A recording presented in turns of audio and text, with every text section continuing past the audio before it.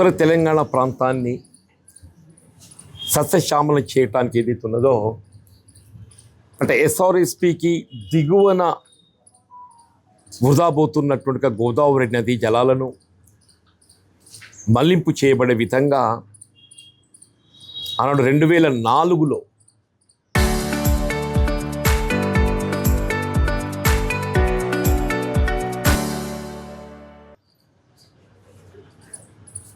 అప్పుడు అధికారంలోకి వచ్చిన కాంగ్రెస్ పార్టీ వైఎస్ రాజశేఖర రెడ్డి గారు ముఖ్యమంత్రిగా ఈ ఎల్లంపల్లి ప్రాజెక్ట్ బ్యారేజ్ నిర్మాణాన్ని తలపెట్టి ఎల్లంపల్లి నుండి ఏదైతున్నదో ఎగువ మిడ్ మానేర్కు, మిడ్ మానేర్ నుండి ఎల్ఎండి, అట్లాగే ఇటు వరంగల్తో పాటుగా మెదక్, రంగారెడ్డి, చేవెళ్ళ దాకా, దాంతోపాటు హైదరాబాద్ నగర త్రాగునీటి సమస్య పరిష్కారం, పారిశ్రామిక అవసరాలకు వినియోగింపబడే విధంగా ఏదైతున్నదో ఎల్లంపల్లి బ్యారేజ్ ఒక భాగంగా నిర్మాణం తలపెట్టడం, దాంతో పాటుగా ప్రాణహిత నదిలో ఏదైతున్నదో మనకు లభించేటువంటి ఒక నీటి హక్కును వినియోగించుకునే విధంగా ఇలా ప్రాణహిత నదీ జలాలను వినియోగింప చేయబడటానికి తుమ్మడిహెట్టి వద్ద ఒరిజినల్లీ 152 మీటర్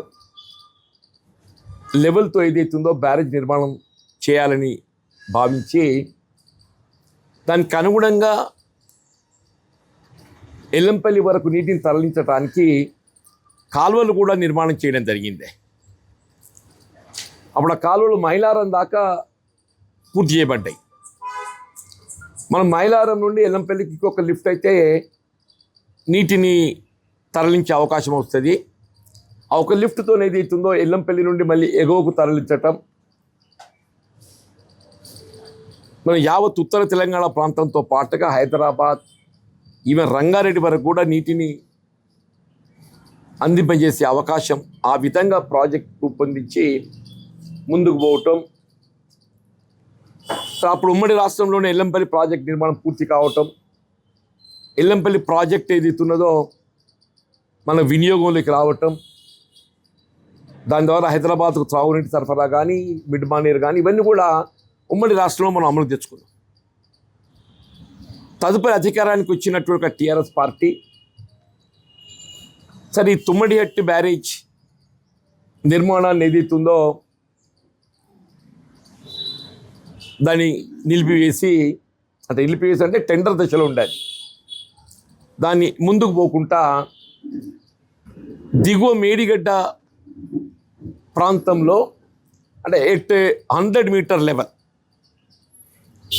బ్యారేజ్ నిర్మాణం చేసి మేడిగడ్డకి వెళ్ళి అన్నారంకి వెళ్ళి సుందిల్ల, సుందెల్లికి వెళ్ళి ఎల్లంపల్లి 3 లిఫ్ట్లతో ఏది ఎత్తుందో అంటే ది ఇంటెన్షన్ మైట్ బి దిగువకు వస్తే ఎక్కువ నీరు లభిస్తుందని చెప్పని కారణాలు ఏవైనా కానీ ఇది తుమ్మడిహెట్టి బ్యారేజ్ నిర్మాణం అది అప్పుడు ఇక టెండర్ దశలోనే అటు మహారాష్ట్ర ప్రభుత్వం ఏదైతుందో 152 మీటర్తో నిర్మాణం చేయాలని చెప్పని భావించినా కానీ మహారాష్ట్ర ప్రభుత్వం సహకరించకపోవటం, ఆడ 148 మీటర్ అని చెప్పని తుమ్మడిహెట్టి వద్ద ఒప్పందం చేసుకోవటం, ఆ డిఫెక్టివ్ లయబిలిటీ పీరియడే ఉన్నది కాబట్టి ఆ సదర్ కాంట్రాక్టర్లతోనే పనులు చేపించే అవకాశం ఉంది. ఫర్ ఎనీ రీజన్ వాళ్ళు సహకరించకున్నట్టయితే రాష్ట్ర ప్రభుత్వమే మేడిగడ్డ బ్యారేజ్ పునరుద్ధరణ, అన్నారం సుందిల్ల మరమ్మతు చేపట్టి ఆ క్లెయిమ్ ఏదైతుందో ఆ కాంట్రాక్టర్స్ దగ్గర వసూలు చేసే అవకాశం ఉంది. ఎందుకంటే డిఫెక్టివ్ లయబిలిటీ పీరియడ్ ఉన్నది కాబట్టి వాళ్ళు సహకరించకున్నట్టయితే వాళ్ళతో చేపించే ప్రయత్నం ఒక భాగం, వాళ్ళు సహకరించకున్నట్టయితే రాష్ట్ర ప్రభుత్వమే ఆ పనులు చేపట్టి even we have revenue recovery act, even otherwise ఏదైతే ఉందో క్రిమినల్ ప్రాసిక్యూషన్ కూడా స్కోప్ ఉన్నది.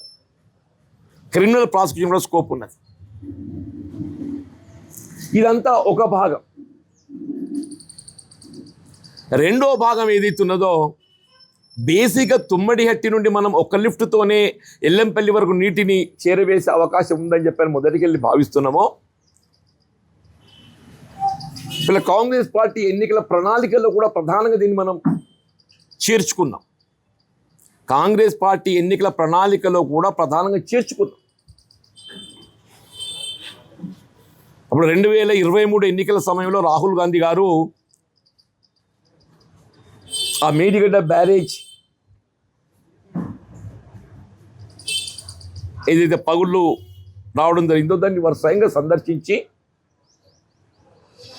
ఈ మేడిగడ్డ బ్యారేజ్ పునరుద్ధరణ ఏ మేరకు సాధ్యమవుతుందనేది ఒక అంశంతో పాటుగా కాంగ్రెస్ పార్టీ రేపు అధికారానికి రావటంతో ఏదైతున్నదో తుమ్మడిహట్టి వద్ద బ్యారేజ్ నిర్మాణం ప్రాధాన్యతతో చేయడం జరుగుతుందని చెప్పని రాహుల్ గాంధీ గారు కూడా పేర్కొన్నారు. ఎన్నికల ప్రణాళికలు కూడా చేర్చుకోవడం జరిగింది.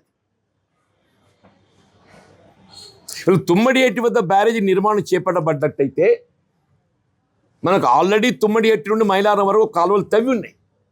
బట్ ఓన్లీ థింగ్ ఈజ్ అవి 152 మీటర్ లెవెల్కి తవ్విన. ఇప్పుడు బ్యారేజ్ 148 మీటర్కి ఏదైతే ఒప్పందం కుదుర్చుకున్నామో మనం ఫౌండేషన్ 150 చేసుకుంటూ మీరు 148కు పరిమితమైనా కానీ కాలువలను 148కు రీడిజైన్ చేసుకోవచ్చు. ఇప్పుడు 152 మీటర్స్ లెవెల్లో వాటర్ను తరలించడానికి తవ్వబడ్డ కాలువలను ఏదైతుందో బ్యారేజ్ లెవెల్ 148కి తగ్గితే ఆ నీటిని తరలించడానికి కాలువలను రీడిజైన్ చేయవచ్చు. అంటే to go for little depth అప్పుడు ఏదైతుందో మైలారం వరకు మనం సులువుగా వస్తాయి. మైలారం వరకు వచ్చిన తర్వాత ఏదైతుందో అక్కడ నుండి జైపూర్ వాగు ద్వారా సుందిలకు తరలించవచ్చు. మైలారం నుండి జైపూర్ వాగు ద్వారా Sundilla up స్ట్రీమ్కు తరలించవచ్చు. Sundilla up stream తరలిస్తే సుందిల్లకి వెళ్ళి ఎల్లంపల్లికి ఒకటే లిఫ్ట్. ఇక ఇప్పుడు సుందిల్లలో ఆల్రెడీ లిఫ్ట్ ఫెసిలిటీ ఉన్నది. సుందిల్లలో we have already lift facility.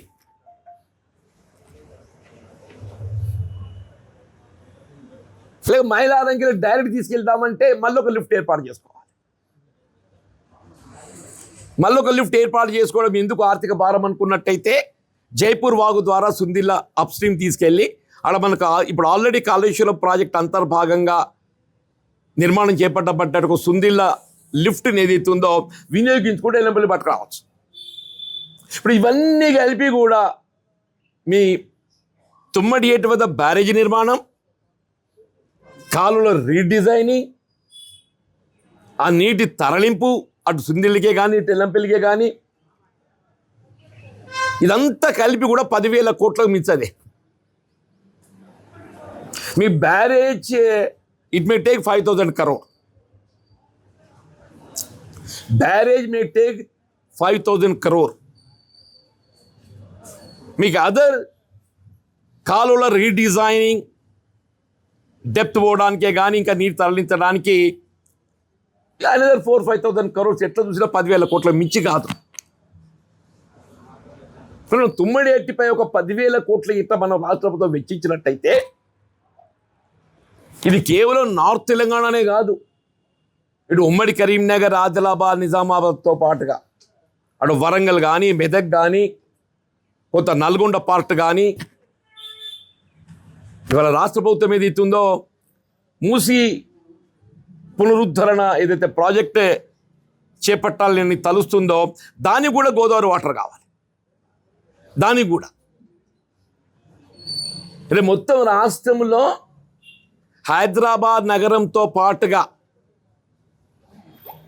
Half of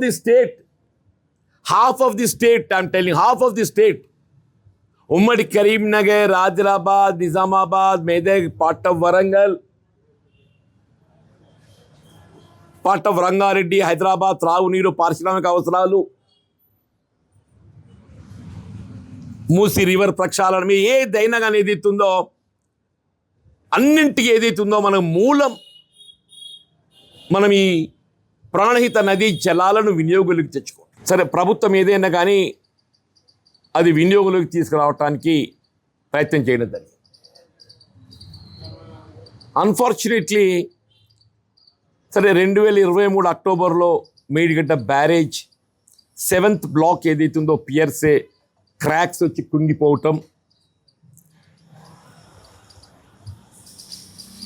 అప్పటి నుండి 2 సంవత్సరాలకి వెళ్ళి ఏదైతుందో మనం ఈ మేడిగడ్డ నుండి నీటిని తరలించుకునే అటువంటి ఒక అవకాశం లేకుండా పోయింది. ఇప్పుడు national dam safety authority NDSA వాళ్ళు కూడా క్షుణ్ణంగా పరిశీలించి ఏదైతున్నదో మేడిగడ్డ బ్యారేజ్ పునరుద్ధరణ కొరకు, అట్లాగే అన్నారం సుందీల కానీ అవసరముగా మరమ్మతులు చేపట్టే విధంగా కొన్ని సూచనలు చేయడం జరిగింది. ఇప్పుడు ఆ సూచనలకు అనుగుణంగా ఏదైతుందో మనం మేడిగడ్డ బ్యారేజ్ పునరుద్ధరణ, అట్లా అన్నారం సుందీల అవసరమైన మరమ్మతులు చేసుకుంటే that can be put for use. యాక్చువల్గా ఏదైతుందో ఇప్పుడు ఆ నిర్మాణ కాంట్రాక్టర్లు L&T కానీ నవయుగ కానీ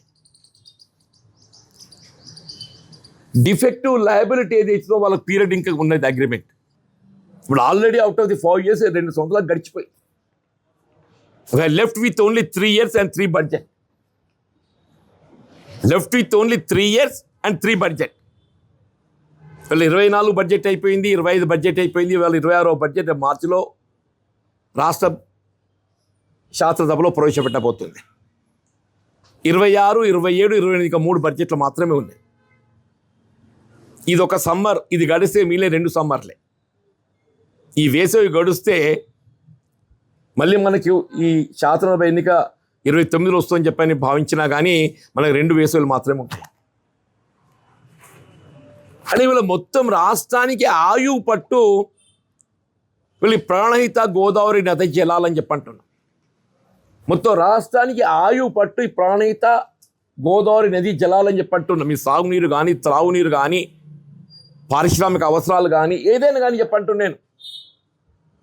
ఇప్పుడు అదృష్టం ఏంటంటే ఈ 2 సంవత్సరాలు మన ప్రకృతి సహకరించింది. ఈ 2 సంవత్సరాలు మన ప్రకృతి సహకరించింది. మనకి ఏ విధమైన నీటి ఎద్దడి సమస్య ఉత్పన్నం కాలేదు. SRSP ఎగువన ఏదైతుందో మనకు సమృద్ధిగా నీరి అంటే జలాలు పొందగలిగినాం కాబట్టి ఏదైతుందో అది ఎల్లంపల్లితో మనం ఒడ్డెక్కించుకున్నాం, కాళేశ్వరం నిలిచిపోయినా కానీ. కానీ భవిష్యత్తు ఇట్లాగే ఉంటుంది ఎప్పటికీ అని చెప్పని ఊహించలేము. భవిష్యత్తు ఎప్పటికి ఇట్లా ఉంటుందని చెప్పి ఊహించలేమని చెప్పంటున్నాను. రేపు ప్రకృతి వైపరీత్యాలు, ప్రకృతి సహకరించకున్నట్టయితే, అడ్వర్స్ సీజనల్ కండిషన్స్ ఏర్పడ్డట్టయితే మొత్తం యావత్ తెలంగాణ ప్రాంతం, ఉత్తర తెలంగాణగా యావత్ తెలంగాణ ప్రాంతం కూడా సాగునీరు, త్రాగునీరు కూడా ఇబ్బందులు ఎదుర్కొనేట ఒక పరిస్థితి ఏర్పడబోతుందని చెప్పంటున్నాను. ఇది కాంగ్రెస్ పార్టీకి ఏదైతుందో ప్రధానమైనటువంటి ఒక అంశం. ఇది కాంగ్రెస్ పార్టీకి అంటే ఎన్నికల ప్రణాళిక అని చెప్పని కాదు. సరే, ఎన్నికల ప్రణాళికలో చాలా అంశాలు చేర్చుకుందాం కానీ but this is not like that. మొత్తం రాష్ట్ర భవిష్యత్తుకు సంబంధించిన అంశం కాబట్టి ఏదైతుందో నేను గౌరవ ముఖ్యమంత్రి గారికి ఒకటి వీళ్ళ కాళేశ్వరం ప్రాజెక్టు అంతర్భాగమైనటువంటి మేడిగడ్డ పునరుద్ధరణ, ఇప్పుడు అది అడ్మినిస్ట్రేటివ్ డిఫెక్టా, నిర్మాణదారుల వైఫల్యమా, లేక నిర్వహణ లోపమా, కారణం ఏదైనా కానీ it is built with the Exchequer of the state government. It is built with the Exchequer of the government. ఇలా కాళేశ్వరం మేడిగడ్డ ప్రాజెక్ట్ బ్యారేజ్ ఏదైతుందో పునరుద్ధరణ చేసుకోవాల్సినటువంటి ఒక బాధ్యత మనపై ఉన్నది. దాని వినియోగులు తెచ్చుకోవాలి. ముఖ్యమంత్రి గారు కూడా పేర్కొన్నారు.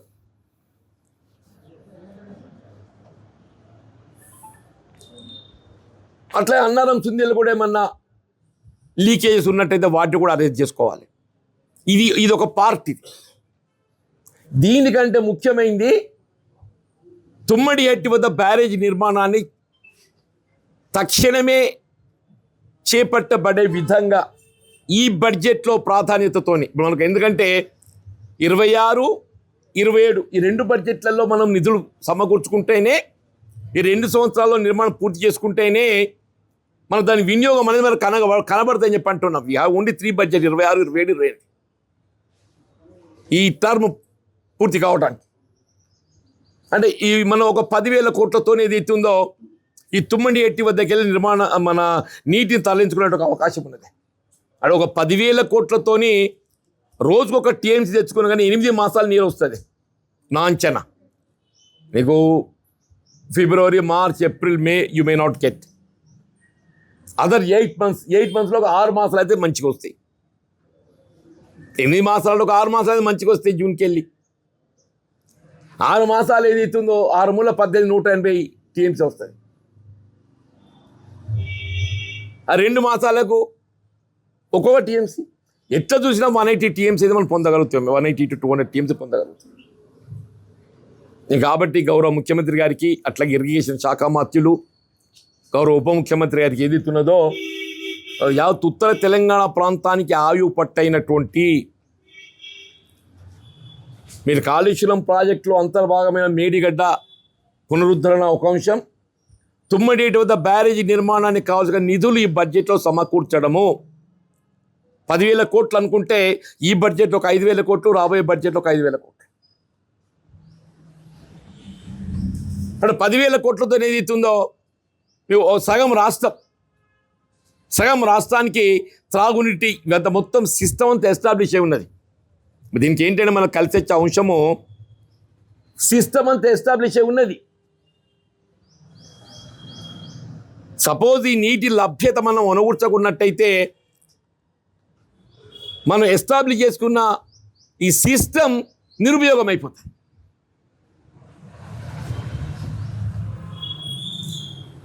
కాబట్టి రాష్ట్ర ప్రభుత్వం, గౌరవ ముఖ్యమంత్రి గారు ఇవాళ ఈ కాళేశ్వరం అంతర్భాగమైనటువంటి మేడిగడ్డ పునరుద్ధరణ, దాన్ని ఏ విధంగా వినియోగులు తీసుకురావటము, అట్లా ఏదైతున్నదో ఈ తుమ్మడి వద్ద బ్యారేజీ నిర్మాణంతో అది 148 మీటర్ అయినప్పటికీ కూడా మనం ఏ మేరకు నీటిని పొందగలుగుతాము. మనకు అష్యూర్డ్ వాటర్ ఒకటి, అష్యూర్డ్ వాటర్ ఎప్పటికీ అదనంగా వస్తుంది. అష్యూర్డ్ వాటర్ కంటే అదనంగా వస్తాయి. కాబట్టి నా అంచనా 200 టీఎంసీ ఈజీగా వచ్చే అవకాశం ఉంటుంది. సరే, ఏదన్నా కానీ ఒక లిఫ్ట్తో మనము ఎల్లంపై నీరు పొందే అవకాశం ఉన్నాక one has to give preference for it. ఈ బడ్జెట్లో తుమ్మడి ఎట్టి బ్యారేజ్ నిర్మాణానికి ఒక 5,000 కోట్లు అట్లా పెట్టేస్తే మరి టెండర్ ప్రక్రియ, మీరు డిజైన్స్, అంచనాలు ఇవన్నీ కూడా ఉన్నాయి. అవన్నీ కూడా సత్వరం చేపట్టబడగలిగినట్టయితే మరి ఈ సమ్మర్లో ఫౌండేషన్ తీయగలుగుతామా, లేక టు గో ఫర్ ఫర్దరా. ఏదో మనకున్నది 2 ఉంటాయి సమ్మర్ 27, 28. కాబట్టి ఈ బడ్జెట్లో ప్రాధాన్యత ఇచ్చి ఈ తుమ్మడి హట్టి బ్యారేజ్ నిర్మాణానికి కావాల్సిన నిధులు సమకూర్చి ఇలా ఉత్తర తెలంగాణ ప్రాంతంతో పాటుగా తెలంగాణ రాష్ట్రం రాజధాని హైదరాబాద్ నగరం దాహార్తి, సాగునీటి సమస్య, పారిశ్రామిక అవసరాలు, మూసి ప్రక్షాళన అన్నింటికి ఇదే ఆయుపట్టు. దీని ప్రాధాన్యత నిధులు కేటాయింపు చేయాలని చెప్పని నేను గౌరవ ముఖ్యమంత్రి గారికి విజ్ఞప్తి చేస్తాను. ఎందుకంటే నాకు తుమ్మడి ఎట్టి ఈజ్ మై, నాకు మొదటికి వెళ్ళి కూడా ఈ అంశం మీద for the last 10 years you might be observing every time తుమ్మడి యొక్క ప్రాధాన్యత నేను ఎప్పుడు ప్రభుత్వ దృష్టి, ఆనాడు బీఆర్ఎస్ ప్రభుత్వ దృష్టికే కానీ, నేను శాస్త్ర మండలిలో ఈవెన్ కాంగ్రెస్ ప్రభుత్వం ఏర్పడ్డ తర్వాత కూడా, కాంగ్రెస్ పార్టీ ప్రభుత్వం ఏర్పడ్డ తర్వాత కూడా నేను ఈ అంశాన్ని ప్రభుత్వ దృష్టి తీసుకోబడుతుంది. దీనిపై ప్రత్యేకమైన దృష్టి కేంద్రీకరించి బడ్జెట్లో నిధులు ప్రాధాన్యతతో సమకూర్చాలని చెప్పని విజ్ఞప్తి చేస్తాను. ఇది రాష్ట్ర భవిష్యత్తుకు సంబంధించి, అది ఒక రాజకీయ అంశం, ఇది రాష్ట్ర భవిష్యత్తు. దీనికి పార్టీ మార్పుడికి ఏమైనా సంబంధమా? మేము అడుగుతున్నాం, మాకు డౌట్. ఇప్పుడు ఒక్కటి బాబు, ఏ అంశమైనా కానీ మీకు తెలియకుంటే ఇది జరగదు. ఈ అంశం మీకు తెలియకుంటే ఇది జరగదు. సరే, నేను మున్సిపల్ ఎన్నికల ఫలితాలు వెలువడ్డ నాడే చెప్పాను. నేను అంటే చైర్పర్సన్ ప్రకటింపబడ్డ నాడే కాంగ్రెస్ పార్టీలో కొనసాగడం కొంత ఆలోచించుకునే పరిస్థితి ఏర్పడ్డది అని చెప్పి నానాడే చెప్పాను. అంతే తప్పేది అవుతుంది కదా, దాని ఫర్దర్ ఇంతవరకు ఏం మూమెంట్ లేదు. చూద్దాం, లెటర్స్ సి. ఏది ఉన్నా కానీ ఏది అవుతుందో, మా మిత్రులు ఉన్నారు, మీరు ఉన్నారు. సమయం సందర్భం వచ్చినప్పుడు ఏదైతుందో, ఏ నిర్ణయం తీసుకున్నది మీ ద్వారానే విలువ. Local to global news at your fingertips. మీ చేతిలో ఒక ఆయుధం. Download Raw TV app. Media legend Ravi Prakash is back.